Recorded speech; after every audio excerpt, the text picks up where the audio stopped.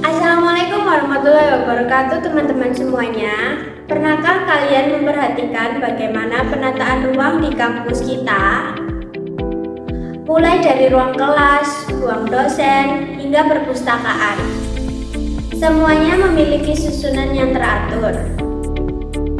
Tanpa kita sadari, penataan tersebut sebenarnya memiliki konsep yang sama dengan layout perkantoran.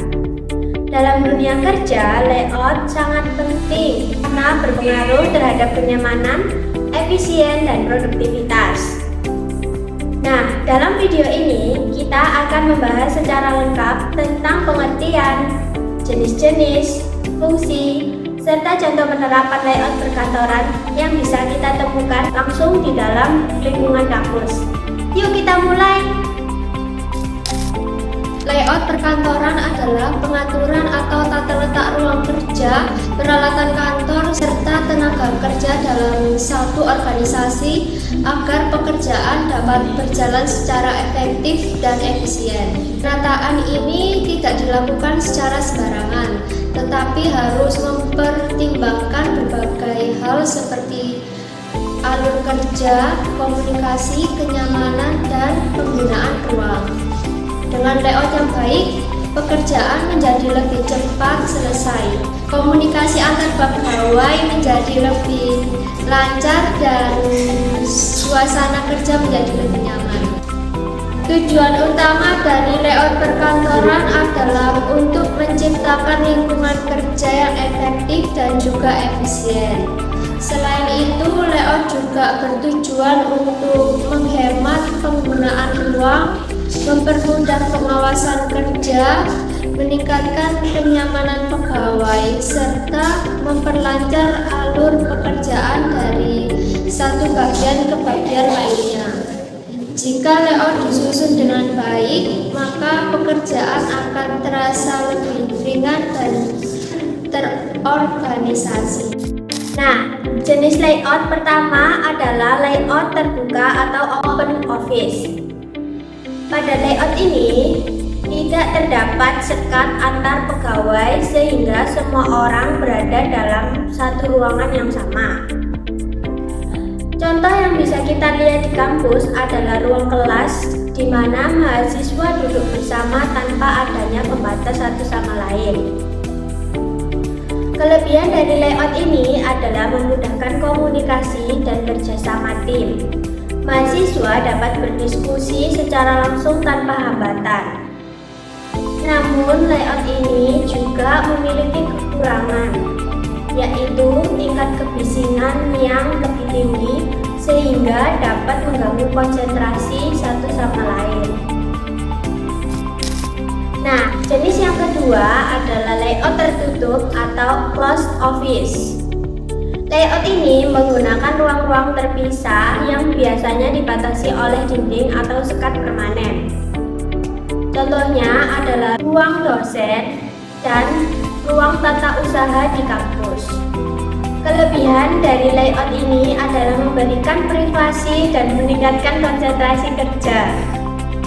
Namun, kekurangannya adalah komunikasi menjadi lebih terbatas dan membutuhkan waktu yang lebih lama untuk berkoordinasi.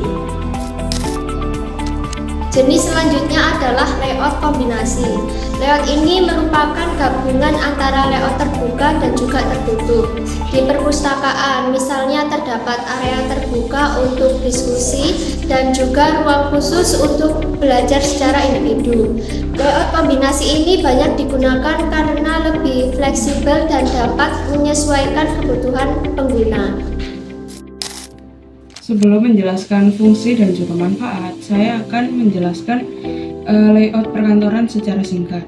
Nah, layout perkantoran adalah cara mengatur dan menata ruang kerja agar aktivitas di kantor itu bisa berjalan dengan lancar, rapi, dan juga nyaman.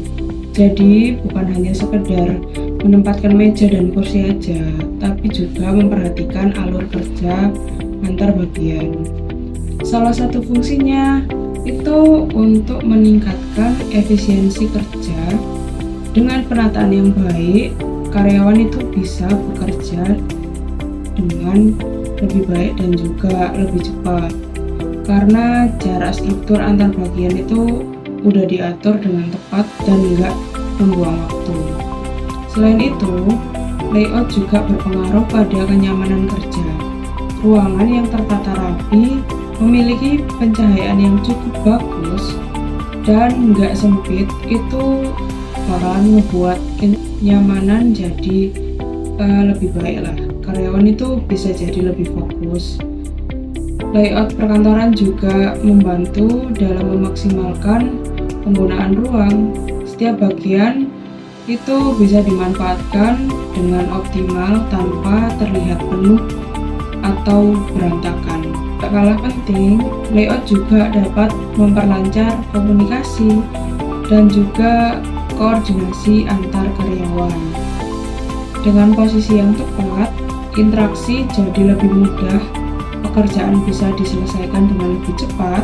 Jadi dapat disimpulkan bahwa layout perkantoran yang baik itu sangat penting karena dapat meningkatkan produktivitas serta membantu mencapai hasil yang maksimal untuk para karyawan.